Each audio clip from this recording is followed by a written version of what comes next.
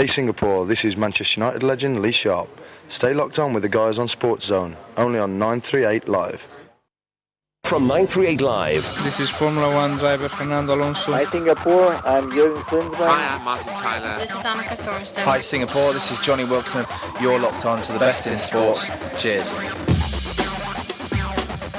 It's that time again when we share with you the best in sport. A good Saturday and welcome to SportsZone right here on 938 Live. I'm Noor Farhan and joining me is my co-host Noah Tan.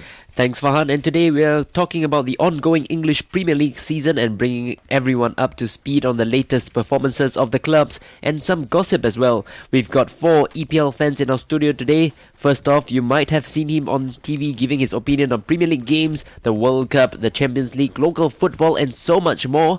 More than 10 years as a television pundit and a former professional footballer, I might add. He's none other than PJ Roberts. Wow, that's a long introduction there for PJ. That was a long introduction. I think my mum must have written that for you. Thank you very much. Well, next up we've got a fan who's celebrating the 20th anniversary this year in supporting Newcastle United, and his name is Keegan Gunn. Joining us as well this morning is Man City diehard fan and the VP of the local fan club in Oliver Schitzel, and also our 938 Live sports desk intern who's in his final year at Singapore Poly, and he's a long-time fan of Chelsea. Chelsea, boo!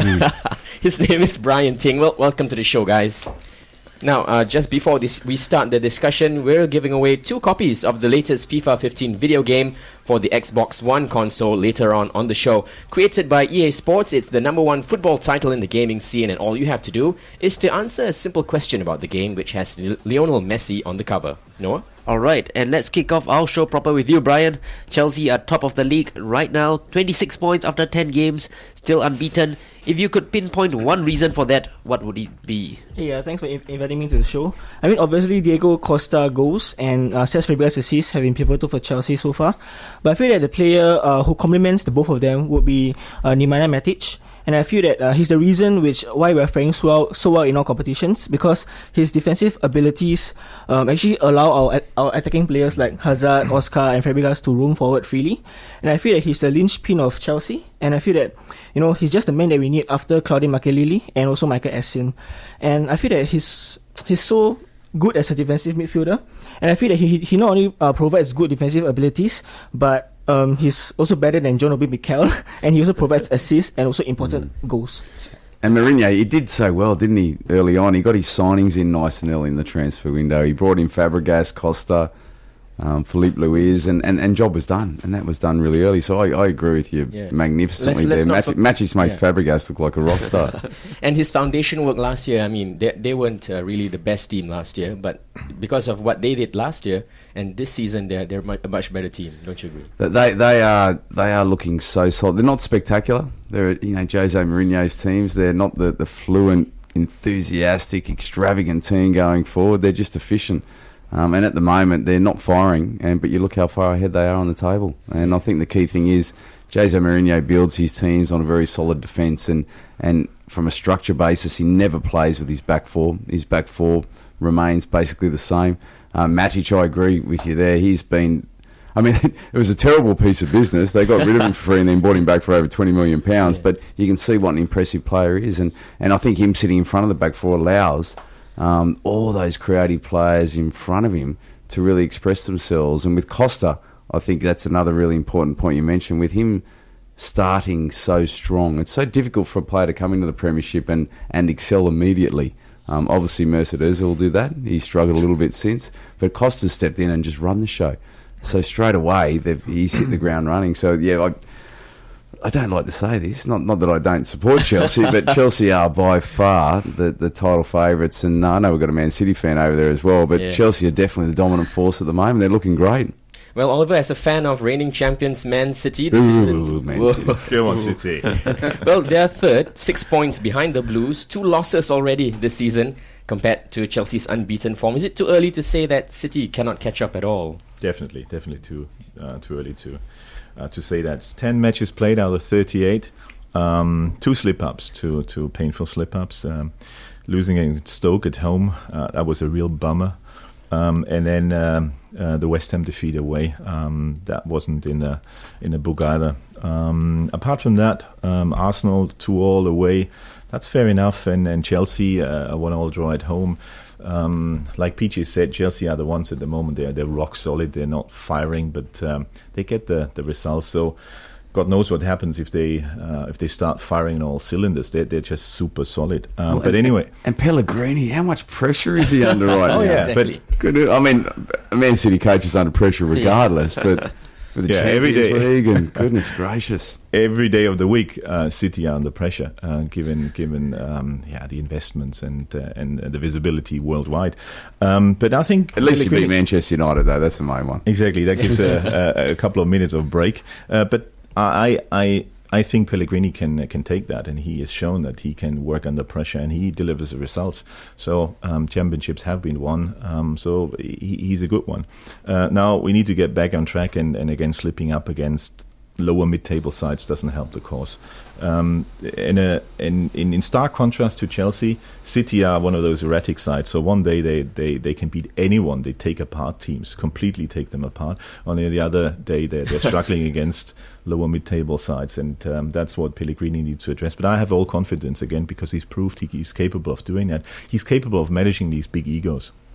All right, and Keegan, do you feel that the best is yet to come from the citizens? Man City is playing relatively well at the moment, apart from a few shock losses against West Ham and Newcastle, as well as their poor performance in Europe. But I think they will bounce back, and their best is yet to come. And against Man United last week, although they were lacking in ideas, they managed to put one past Man United, and that's a typical scoreline in any derby game. Usually it's a win by a Narrow single win. goal, or either that a 0-0 draw. I'm sure City is on the upswing from now, and the derby win is certainly a confidence booster, and Man City will definitely be on the rebound from now on. All right, you're listening to SportsZone on 938 Live, and today we're chatting about football in the English Premier League. If you've just joined us, we have in our studio a regionally renowned television pundit in PJ Roberts, along with Chelsea fan Brian Ting, Newcastle diehard Keegan Gunn, and Manchester City supporter Oliver Schätzler. And let's get back to our show now. PJ, what do you think of Manchester United so far? We covered Man City earlier on, and you've got Man United who have spent so much during the transfer window, but now they're in 10th place. What do you make of that? Well, it's poor. It's as simple as that. I mean, Manchester United fans around the region have just been used to success. It's been a very challenging couple of years for them. Look, Manchester United, it's phenomenal, the fall from grace that they've had. That obviously, I think that the key to their demise was obviously Sir Alex Ferguson moving on. But then also the head man that was running the show there, David Gill. So basically, both of them moved on at the same time. So from a succession planning basis for the club, it couldn't have been managed any poorly. So they went through a transfer window when it was managed terribly. All they brought in was Fellaini for over the price. So I actually felt for David Moyes a little bit. He stepped into a new club. You've had the head man move off. There's been no transfer strategy. He's had the same squad. Everyone else has improved, and he's put under immediate pressure. So I actually feel for David Moyes a little bit. But it was always going to be very difficult for him stepping into that role, because you've got players there who've won medals left, right and centre, and he hasn't won much at all. So that's the difference that Louis van Gaal brings to it. But for the money that they have spent now, and Louis van Gaal is a proper manager and a big-time manager, it's not good enough. You can see he's already defending himself right now. It's in the press, in the English newspapers today, saying he needs 3 years to rebuild. Hang on a minute, this is Manchester United. You don't have 3 years to rebuild. So it's difficult times. I think it's illustrated the level of quality and how difficult the Premiership is, because you bring players in, you bring world-class players in. That's just not good enough. You've got to have them firing. Going forward, Manchester United are as good as anyone. Defensively, they're very weak, and they have a lot of injuries at the moment at the back. We know that defensively. Michael Carrick's most likely going to start in central defence again. So that's always a little bit of an issue. But going forward, there's no problem. I thought against Man City last week, I thought they were very good. I thought that was an excellent performance, particularly when they went down to 10 men. That was the Manchester United that we expected, and they backed that up with that performance the week before against Chelsea. Obviously, that late equaliser. So you can see Manchester United getting their groove back in, but come on, we're talking about Manchester United, but battling to make the Champions League. It's But good unreal. enough. But is fourth place a bridge too far for them this year, given how they've lost it? Yeah, no, I don't think it is. No, not at all. Not at all. I mean, it's early stages, even though we're early November. The season seems to race by.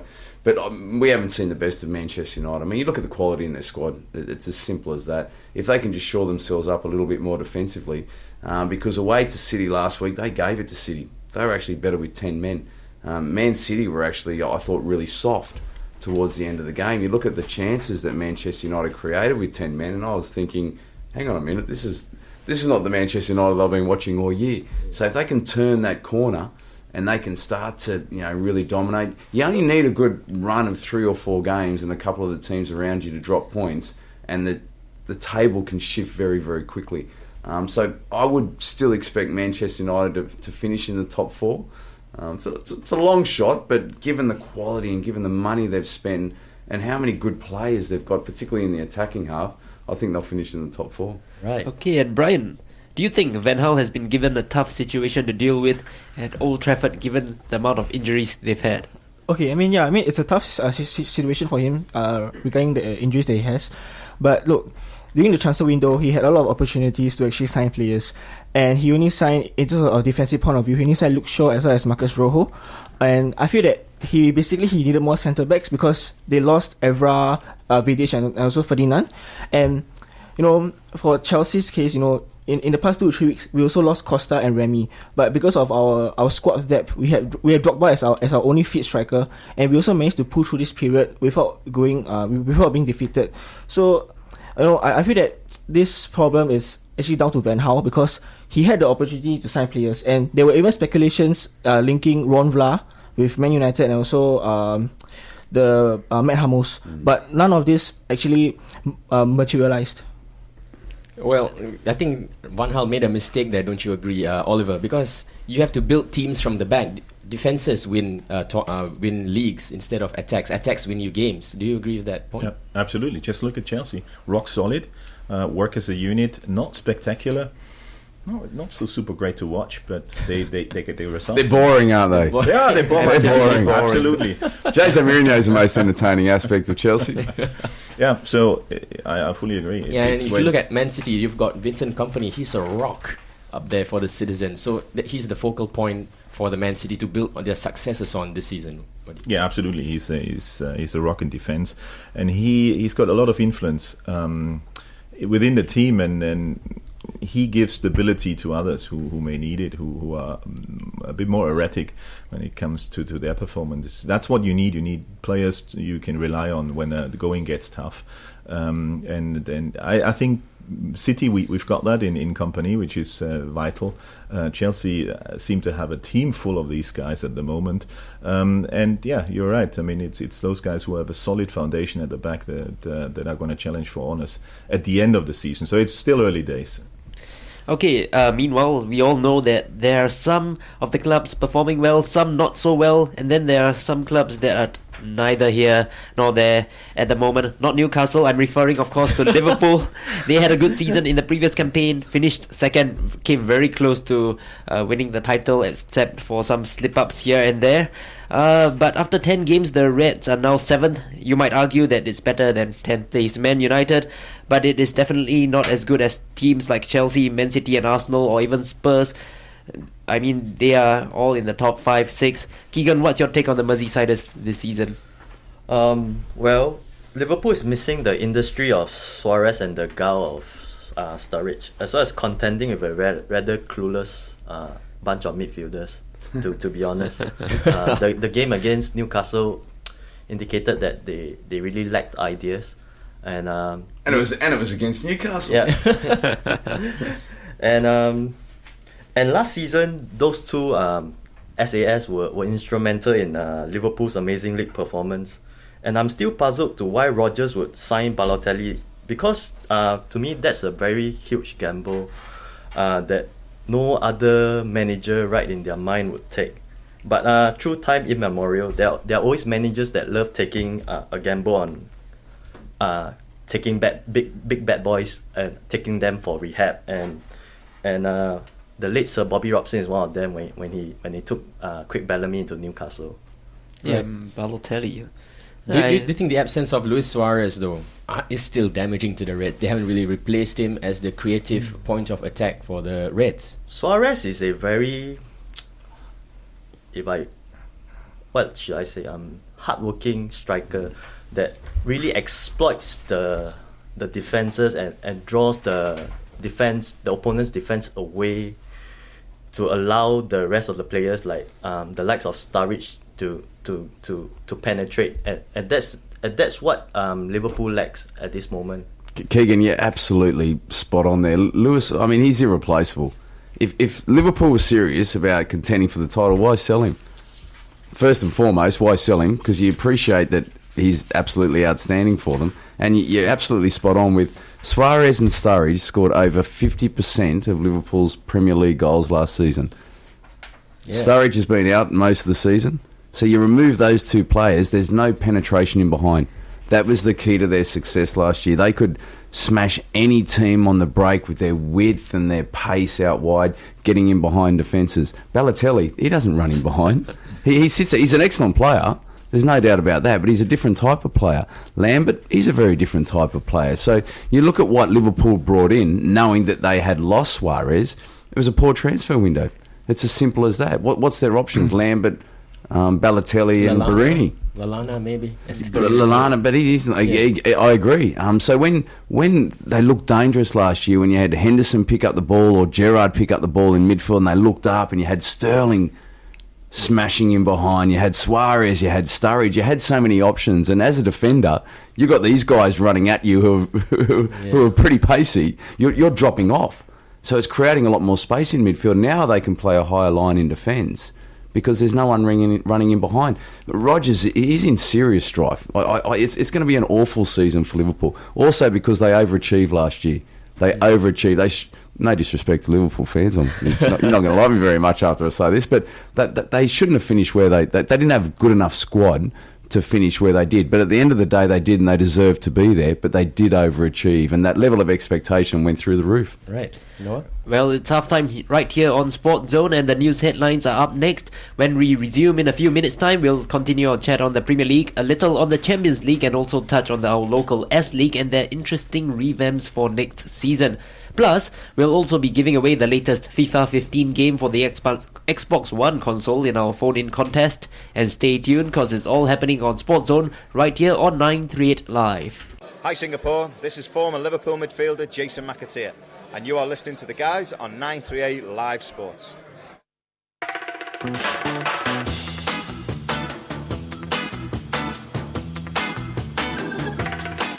Welcome back to part 2 of Sports Zone on 938 Live. I'm Noor Farhan along with my co-host Noah Tan, and we're talking football today. And in the first part of our show, we chatted about the established teams in the Premier League with our TV pundit PJ Robert, 938 Live intern Brian Ting, Man City fan Oliver Schutzel, and Newcastle supporter Keegan Gunn. And in the second half of our show, we'll be chatting about the surprise packages of the season and that blown away some of the top teams in the table. They include Southampton and, of course, Newcastle.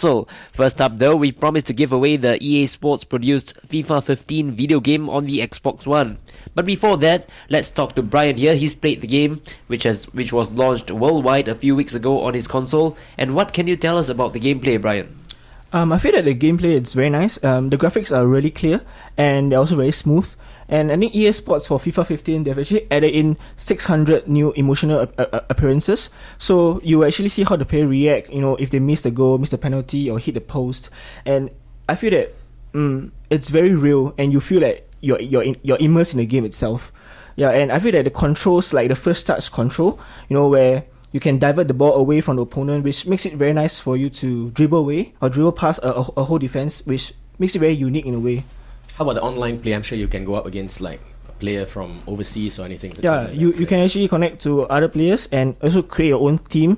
And it's nice challenging other players from overseas and pitting your skills against them. And at the end of the day, you just want your favorite team consisting of your favorite players to beat the rest. And in your case, Chelsea. Yeah. Right then, we're looking for 2 winners who'll walk away with a copy of FIFA 15 on the Xbox One. And if you've already won prizes on this show since September the 13th, you cannot take part today. So September 13th onwards, if you've won on SportsZone, you can't take part today. On that note, if you're a fan of the FIFA football game series, you'll know the answer to this question. Which jersey does Lionel Messi wear on the cover of FIFA 15, the video game? I repeat again, which jersey does Lionel Messi wear on the cover of FIFA 15, the video game? And no hints on this one because it's way too easy. So the number to dial is 669-11938. And if you know the answer, do dial us right now. Now, Noah? Okay, on to our main topic at hand with our guests in the studio, and it's the EPL this week with our guests PJ Roberts, Brian, Keegan and Oliver. Now let's start with you again, PJ. We were talking about some of the surprise packages earlier, and Southampton is definitely one of them. Everyone counted them out after the departure of their key players and coach. Mauricio Pochettino went to Spurs, players like Luke Shaw, Callum Chambers. But in came Ronald Koeman, and everything's suddenly better than before. So what do you think of the Saints, PJ? Oh, they've been awesome. Absolutely awesome. One of my best mates is a Southampton fan as well, so he's sitting there in absolute delight. And exactly like you mentioned, given the transfer window they had, losing their manager and 5 of their top players, everyone thought they're going to be battling to avoid relegation. Ronald Koeman has stepped in and he's illustrated very, very clearly what a shrewd businessman he is in the transfer window and what an outstanding tactician he is. He brought in good quality from the Dutch Eredivisie. Obviously he knows it very well. Good quality players that no one had really ever heard of. Pele stepping in, Tadic.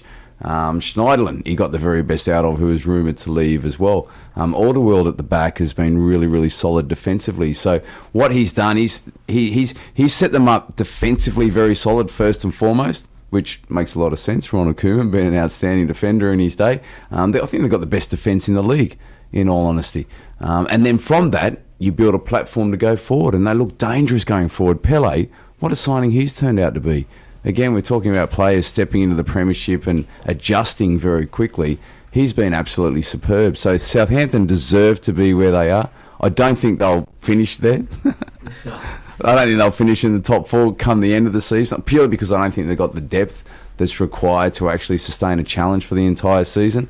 But at the moment, they thoroughly deserve to be there. And they're actually one of those teams, when you look at the fixtures coming up and you think, I want to have a look at that game, I want to look at that team, they're one of those teams. They're up there with one of those. I watch Southampton before I watch Tottenham these days. I would do that as well. Spurs. Anyway, Brian, what do you make of the Saints' good form? They're just 4 points away from Chelsea. Do you think, they might be able to overtake the Blues in the near future? Overtaking, nah. but honestly, I feel that I've been very impressed by their performance so far. And like what PJ said, they have rock solid defense, considering that they have lost 2 of their best defenders in Luke Shaw and also Lovren. And I feel that Koeman has also purchased very wisely in the transfer window and bring in Pele. But I feel that one of the best buys I think he has brought in is Fraser Forster, the goalkeeper from Celtic. I mean, he's been an absolute beast between the posts, and I feel that he's a good contender to be England's number 1. If you consider him against Joe Hart. Yes, against Joe Hart. And many of us thought that they would be in a relegation battle after they lost their first game against Liverpool. But honestly, I've been really surprised by their form so far. Well, Oliver, Joe Hart versus Fraser Forster. I'm sure you have something to say about that. What's there to be said? Man City having a good side. What are you aiming Joe at? Hart. Yeah. Do you think that he's been up to scratch this season, or is he showing a bit of inconsistencies again, which he did in the last campaign? I think the key word is again. To be quite honest, and I think he's a great bloke. He's a great guy, but he's not shown the stability, the consistency that's needed at the highest level, I think. Unfortunately, I hate to say that, and it could be one of those positions that City need to look into to do this additional step that's needed in order to remain at the very top, also in Europe. So actually, I really hope he steps up, but it's one of those positions that probably needs to be addressed. Right, moving away from Man City, we're talking about a club which recently beat Man City, and we're talking about West Ham.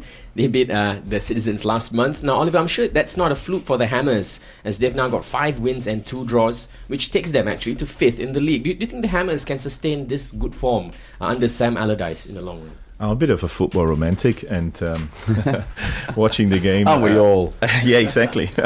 Having watched the game for several years, I remember West Ham with the likes of Cottee up front, and they were challenging the likes of Liverpool at the time. And they haven't been there for a long time. Things have changed amazingly. They're still at Upton Park, a great ground with the Oozes tradition, whereas the big teams have moved away, bigger grounds, investment coming in. I think they're doing the next step, moving to the Olympic Stadium. I can't see it happening right now. It's great to see them up there, but I don't think they have the strength in depth to remain where they are. Made a couple of good signings, definitely more power up front. So I like to see them up there, but I can't see them sustaining what they're doing at the moment. You're mentioning being a football romantic, and that includes looking at players who out of the blue suddenly perform really well this season. Southampton, you've got Graziano Pelle. For West Ham, it's Diafra Sakho. He's the man who scored the winner against City 2 weeks ago. Do you think he could be a major force for West Ham in the absence of Andy Carroll? Yeah. He could be for West Ham, but if he does well, he may be an asset for other clubs because he may be snapped up. I've got these images of Cissé doing well for Newcastle, and then he's off to other clubs. That may happen. That's the way it goes. He seems to have a lot of potential. He's from Metz, a French side. They've fallen on hard times, but they've got a great setup. They continue to produce good players. So I think it's a smart move by West Ham, checking out these French players, continental players. You get them at a good price, well educated, and certainly doing well. But let's see how things go. He may be off if he's doing too well. Yeah. And Stuart Downing, he's a man reborn. Back in the England squad soon. I mean, it's great for Big Sam, isn't it? He's under immense pressure there at West Ham. The fans don't like him. They don't like his style of play. West Ham, exactly talking about being romantic, want this extravagant, free-flowing, attacking football. But he's getting results at the moment. And Stuart Downing, I mean, he's great. Some great signings. Enna Valencia has been different class as well. But Stuart Downing, he's been the man that all of a sudden is playing like a rock star. Yeah. That's the thing. I think they've got this air about them now, and then there's a good atmosphere in the dressing room, which I think wasn't the case last season, and management heavily under pressure. But now they're on the up, so that's great. They're coming from a low base, and they've got all to win. And if they continue to win one or two more matches, well, let's see. And then there's football romance in the English Premier League. All right, okay. Before we go on to Keegan with Newcastle, let's announce our winners for our FIFA 15 contest. We asked you, which jersey does Lionel Messi wear on the cover of FIFA 15? And if you've answered Barcelona, then you're correct. And our winners are Kui Ho and Nathan Jutes Ramesh. A big thanks as well to our friends from EA for the prizes. And you can log on to easports.com for more information on the #1 video game in the world today. Okay, then moving back onto the show, let's talk about Keegan's favourite club, Newcastle. Keegan, they're all the way down in 12th place, and early on in the first few games, there have been calls for coach Alan Pardew to step down, but obviously a few decent results, or very good results over the past 4-5 games have eased the pressure. So, but do you think he is still the right man for the job at St. James Park? My answer is still a big no. Oh, no. But Newcastle fans don't like him, do they? He's a southerner, that's why. Pardew, in my opinion, he lacks the tactical acumen that other managers have. In fact, the previous Newcastle managers, I would rate highly. The best Newcastle manager I've seen through the years would be Sir Bobby Robson, because he has the ability to manage players man to man, even turn a old warhorse like Alan Shearer back to his very best. Although the recent wins that Newcastle have granted Pardew a stay of execution, but from a pessimistic point of view, I think things will revert back and there'll be cause for Pardew's head again. But who do you think? Who would you like to see in charge of Newcastle then? David Moyes? That's a great question. That's the biggest challenge. I would love to see Michael Laudrup actually. Michael Laudrup. Michael Laudrup has done a great job at Swansea. Yeah. Unfortunately, the management at Swansea didn't have the patience to keep him on for long. But I think Laudrup's style of managing and his tactical knowledge would do Newcastle a big deal. So Mike Ashley's distracted now, isn't he? He wants to buy Rangers. He's got no interest in Newcastle anymore. He's bored with Newcastle. I would love Mike Ashley to sell it on to someone else. But Newcastle are a talented team, aren't they? With their French players in the squad and That's all right. that. Do you think that they are underperforming, in a sense? To be honest, I think Newcastle is punching above their weight right now. Newcastle's resurgence, interestingly, coincided with the rise of the youth players, such as Rolando Aarons, Ayoze Perez, and Mehdi Abid. And that bodes well for the team. The reason I could garner from this would be that the younger players have more hunger to prove themselves. And what I fear most is that all these younger players are trying to prove themselves so that they would be bought by the bigger clubs. And Or they don't think that Newcastle is a big enough platform for them. That's what your worry is. a lot of technically. players at this point in time are using Newcastle as a stepping stone. Ooh. Just like Kabai. Johan who Cabaye, went to where is he? PSG. Yeah. But the frustrating aspect there is the club never has to sell a player. If they own the player, they have the rights to that player. It's their decision to sell him or not, unless it's contractually, there's a release clause or whatever. But they still have to agree. I mean, it's like Newcastle didn't have to sell Cabaye, and that sort of was the beginning of the demise to a certain degree. Yeah, that's true. That's the frustrating aspect that you see with clubs, and you think about their ambition. Like we spoke about Liverpool before. Like, why sell Suarez then? If you seriously want to contest for the title, don't sell him. He's got so much drama and baggage off the field. Yeah, maybe it is worthwhile getting rid of him and cashing in. But if you seriously want to contend for the title, don't sell him. Don't cash in. Newcastle, I agree, is in an interesting position. But Pardew, like Big Sam at West Ham, the fans just don't like him. He could come second in the league and almost challenge for the title, and I still want to get rid of him. I think the Newcastle fans, a bit interesting up there. I mean, the likes of West Ham and Southampton punching above their weight and qualifying for Champions League is a far-fetched idea. To be honest, I think things will revert back to normal. They'll be back to the mid-team status come Christmas.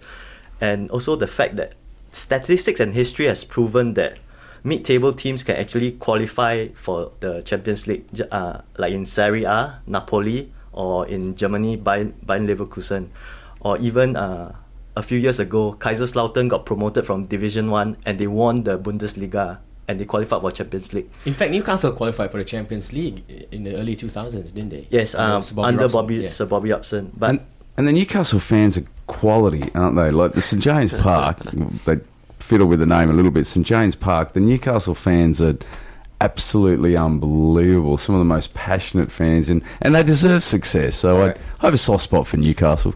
But at this point in time, it's hard for any of the mid-table teams to break into the Big Four's grip on the 4 Champions League positions.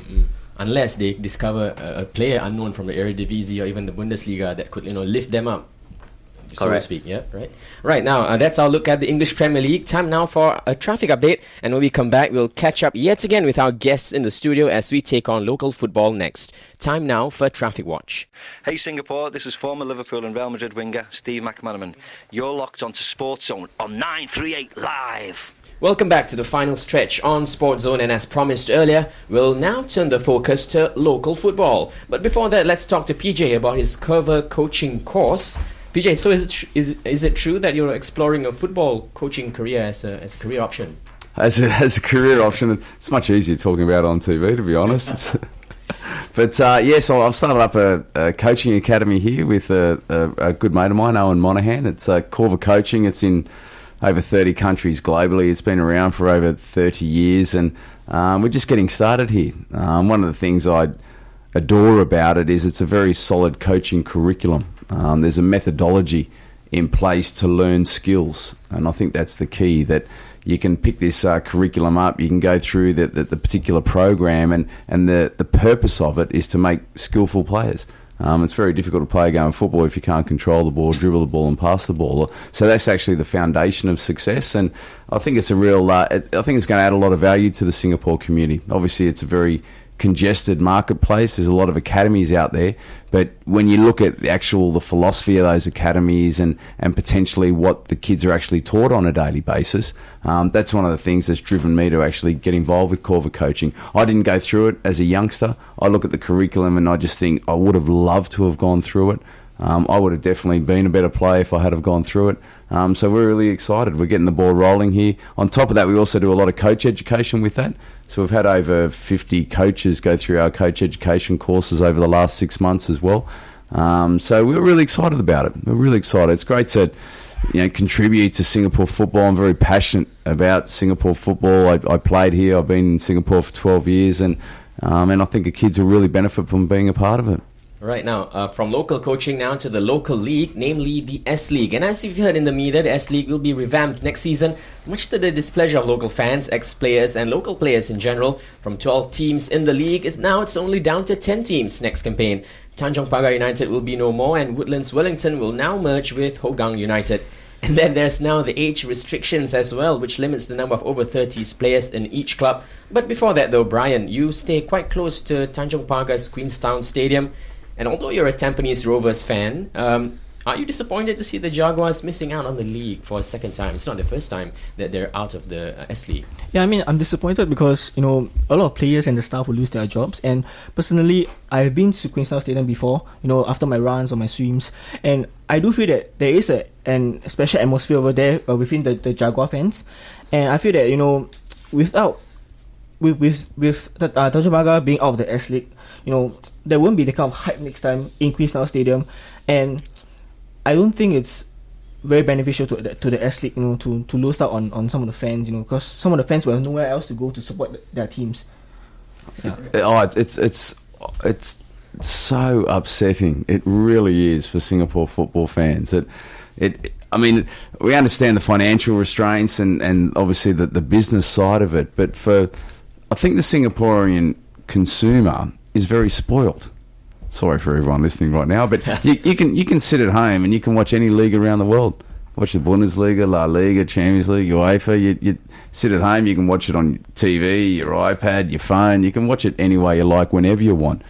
The draw factor to go to a game and support your local team is not there. I was in Malaysia last week at the Malaysia Cup final against Johor and Pahang, and I played in Malaysia many years ago, and we used to get some good crowds there, and the atmosphere at Bukit Jalil, 100,000 people, you will not get a better atmosphere in any stadium around the world. So I was sitting there watching the fans, 40,000 on each team, singing the same song, doing the same movement. The fan engagement was unbelievable. I'm thinking, why can't we create it here? I mean, Lions 12 struggled to create it. The Singaporean consumer is just very spoiled. He's happy to watch it at home, and it's going to be the demise of Singapore football in the future. These young kids growing up, they want Singapore to do well on a national stage. They want them to contribute in the Suzuki Cup, the Asian Cup. All of a sudden, you've taken two teams out. Who are they going to play for? How are you going to give youth an opportunity now? That leads into the age restriction, which is a different conversation. But it is massively upsetting. Massively upsetting. All right, I've had my little say now. I feel better now. All right, Keegan, on to you. We have the issue of the merger of Woodlands Wellington and Hougang. Our sports editor Raj Kumar is a die-hard fan of the Rams since 1996, and the latest joke he has heard is, of course, the club supporters will now be cheering on Johor's Darul Takzim instead. But on a serious note, Keegan, wouldn't the merger mean a loss of income for the players that won't be picked up by local clubs? I mean, we're talking about livelihoods and careers here, and how will that affect other players? If I'm a aspiring football player, I look at how sudden it is. If you look from a macro perspective, the merger would do well. I mean, you're separating the wheat from the chaff. So the quality players would be retained, and everyone, the remaining 10 teams, everyone would want what's best for their team. And this would probably improve the quality of the team. The rest of the players who fail to make the cut will unfortunately be collateral damage, unfortunately. Right, well, Oliver, you're from Germany, of course. You've seen how successful the Bundesliga is. Not just the Bundesliga, the whole football ecosystem there. And then you come to Singapore and you see our football situation here. Is there any hope at all? What's your take on this? Well, there must be hope. Singapore is my home now, but I've been born and raised in Germany, and it's very different. What PJ said is very right. You need to teach players at a young age, and what they learn apart from skills is you win some, you lose some. In Germany, we have some teams that struggle in the 4th division. They still pull large crowds because it's a sense of belonging. It's community. It's my team, and I'm going to continue to support them. I may change my wife, partner, whatever, but not my football team. And this loyalty. That's a great point, actually. This loyalty is a key ingredient of football, of this social fabric, and I think that's missing. But it's not people's fault. But we're gonna take out 2 teams because we need more money for the others or whatever. I don't know the exact reasons, but I think that's wrong, because football is built on this community spirit, the social aspects of the game. That means sometimes you get relegated. Look at Newcastle. It actually no. I mean, City have been relegated. I've been watching City in the 3rd division, and I was a proud City supporter because we still kept turning up, which we thought were different than a lot of other supporters, because no matter what, you go and watch City.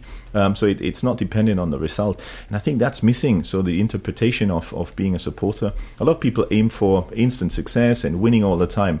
That's not what this sport is all about. That's the business side of it. But there's a social side to it, and I think that's completely neglected. And there's not enough money pumped into the S League to sign marquee players. I mean, the Indian League managed to sign Nicholas Anelka, and the Johor League, the Johor team managed to sign Pablo Aimar, and they have the American Major Soccer League, and they had the likes of Thierry Henry, Tim Cahill, and Robbie Keane.